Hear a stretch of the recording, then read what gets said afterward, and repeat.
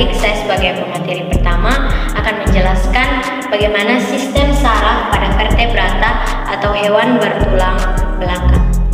Nah, perlu kita ketahui sistem saraf pada vertebrata secara umum dibagi menjadi dua, yaitu sistem saraf pusat atau yang disebut dengan SSP dan sistem saraf tepi atau SST. Nah, sistem saraf pusat terdiri dari otak dan sumsum tulang belakang, sedangkan sistem saraf utamanya terdiri dari saraf tepi yang merupakan serat panjang yang menghubungkan sistem saraf pusat ke setiap bagian dari tubuh vertebrata. Nah, sistem saraf merupakan suatu sistem yang mengatur kerjasama sistem organ agar dapat bekerja secara serasi. Jadi, sistem saraf itu bekerja sebagai penerima rangsangan, mengolah, dan kemudian meneruskannya untuk menanggapi rangsangan tadi. Jadi, setiap rangsangan-rangsangan yang kita terima melalui indera, kita akan diolah di otot, kemudian otak akan meneruskan rangsangan tersebut ke organ yang bersangkutan. Jadi, setiap aktivitas yang terjadi di dalam tubuh, baik yang sederhana maupun yang kompleks, merupakan hasil koordinasi yang rumit dan sistematis dari beberapa asisten dalam tubuh kita. Sistem saraf adalah jaringan-jaringan sel saraf, dan pada kebanyakan hewan, termasuk vertebrata, memiliki sumsum tulang belakang, jenis sel utama yang ditemukan. Nah, jadi sistem saraf adalah neuron yang memiliki sel tubuh yang mengandung inti dan ekstensi panjang untuk membawa informasi dari satu bagian tubuh ke tubuh bagian lainnya. Oke, jadi baik, di sini saya akan menjelaskan sistem saraf pada mamalia. Yang pertama itu kita perlu mengetahui apa tuh mamalia. Mamalia adalah hewan atau binatang yang bertulang belakang atau vertebrata yang berdarah panas. Sistem saraf pada mamalia.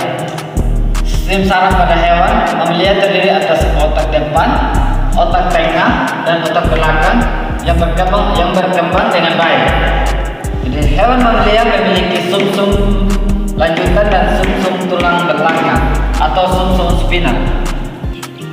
Jadi hewan yang tergolong dalam mamalia itu seperti kambing, sapi, dan kuda. Kelompok ini memiliki karakteristik khas berupa adanya mamae atau mamal, sehingga merupakan hewan yang menyusui anaknya. Nah, jadi sekarang kita akan masuk pada sistem saraf pada amfibi. Nah, amfibi memiliki bagian otak depan, otak tengah, otak belakang, dan sumsum lanjutan yang membentuk sistem saraf pusat. Nah, sedangkan serabut saraf dan sela-sela ruas tulang belakang membentuk sistem saraf tepi. Nah, pada amfibi bagian yang paling berkembang adalah otak tengah sebagai pusat penglihatan. Nah, jadi ini adalah gambar sistem saraf pada amfibi. Yang pertama ini ada bagian dari otak besar. Yang kedua ini ada otak kecil. Dan yang ketiga ini adalah otak tengah. Dan yang bagian keempatnya ini adalah sumsum penghubung. Terus yang kelima ada pusat penciuman atau lobus olfaktorius. Sedangkan yang keenam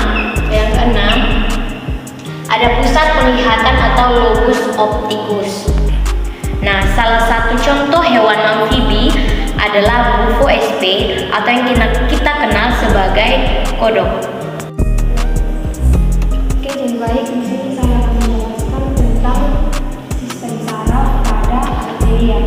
Jadi, arteria memiliki sistem saraf tepi dan saraf pusat. Pada jaringan besar yaitu lobus olfaktorius adalah pusat penciuman yang berkembang baik sehingga membuat indera penciuman menjadi lebih tajam. Nah, jadi teman-teman, fungsi saraf pada reptil yaitu untuk mengatur dan mengendalikan kerja alat-alat tubuh dan mengetahui perubahan yang terjadi pada lingkungan. Sistem saraf pada reptil terdiri dari dua, yaitu sistem saraf pusat dan sistem saraf tepi. Nah, sistem saraf pusat ini dibagi menjadi dua, yaitu otak dan sumsum tulang belakang. Sedangkan sistem saraf tepi terbagi menjadi dua juga, yaitu sistem saraf sadar dan sistem autonom. Sistem saraf pusat yaitu otak terdiri dari otak besar, otak tengah, dan otak kecil. Hal yang membedakan saraf reptil dan saraf vertebrata lain adalah reptil memiliki lobus olfaktorius yang lebih panjang sehingga memiliki penciuman yang sangat tajam. Sekarang kita masuk di sistem saraf tepi. Nah, sistem saraf tepi ini terdiri dari dua, yaitu sistem saraf sadar dan sistem saraf autonom. Sistem saraf sadar ini disusun oleh saraf otak atau saraf, yaitu saraf-saraf yang keluar dari otak dan sumsum tulang belakang. Sistem saraf sadar terdapat 12 pasang sistem saraf kranial. Nah, sistem saraf autonom disusun oleh serabut saraf yang berasal dari otak maupun sumsum tulang belakang. Sistem saraf autonom terbagi menjadi dua, yaitu sistem saraf simpatik yang terletak di sepanjang tulang belakang, dan yang kedua itu sistem saraf parasimpatik. Oke, jadi baik, di sini saya akan menjelaskan sistem saraf pada viscus. Sistem saraf pada viscus itu dibagi menjadi dua, yaitu sistem saraf pusat dan sistem saraf tepi. Jadi sistem saraf pusat itu dibagi menjadi dua. Yang pertama ada otak dan sumsum tulang belakang atau yang disebut juga dengan medula spinalis.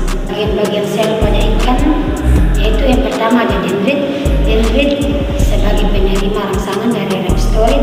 Yang kedua itu ada akson. Akson untuk melanjutkan rangsangan. Yang ketiga itu ada sinapse atau ujung saraf, yaitu pertemuan antara akson dan inti dendrit dari sel saraf lainnya. Otak memiliki fungsi utama yaitu menerima input dari menginterpretasikan informasi dari semua organ-organ sensor baik internal maupun eksternal dan menghasilkan input berupa perintah. Bagian-bagian otak pada viscus terdiri dari 6 bagian. Yang pertama itu ada telesempalon. Telesempalon terletak paling depan, berfungsi memproses informasi bau dan informasi penciuman. Yang kedua itu ada diencephalon. Diencephalon terletak di belakang telencephalon yang berfungsi untuk memproses informasi suhu.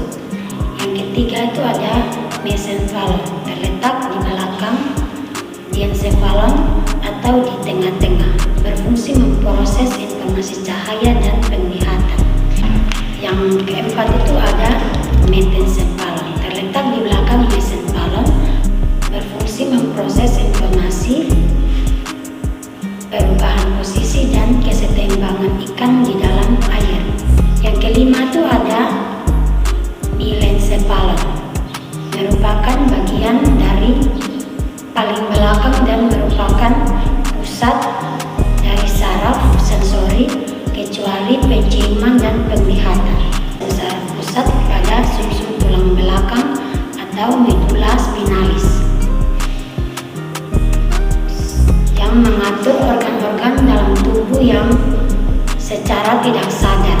Contohnya kelenjar, otot kantung, lambung, usus, dan lain sebagainya. Sistem saraf tepi itu dibagi menjadi dua, yaitu saraf kranial dan saraf spinal. Saraf spinal merupakan sel saraf yang mengikat pada kedua sisi terang sisi tulang belakang, berfungsi membawa input saraf dan ke medula spinal. Saraf spinal terbagi menjadi akar dorsal dan akar vitalis. Akar dorsal terdiri dari saraf-saraf sensorik yang menghantar infus saraf dari spinal sensorik ke medula spinalis. Akar ventral yang terdiri atas saraf-saraf endoris yang menghantarkan infus saraf keluar dari medula spinalis. Yang kedua itu ada sistem saraf tepi, yaitu saraf kranial. Dari otak terdiri sendiri terdapat 11 sel saraf otak yang menghantarkan organ-organ sensorik tertentu dari otak-otak tertentu. Sistem saraf kranial itu dibagi menjadi dua, yaitu sistem saraf otonom. Sistem saraf otonom adalah bagian dari saraf tepi yang mengukur fungsi besaran tubuh. Kedua-duanya sistem saraf simpatis dan sistem saraf simpatis adalah bagian sistem saraf dari sistem saraf perifer motorik yang bertanggung jawab untuk nomostatik. Kedua sistem saraf tersebut tidak hanya bekerja sendiri, tetapi memiliki interaksi dengan sistem saraf somatik.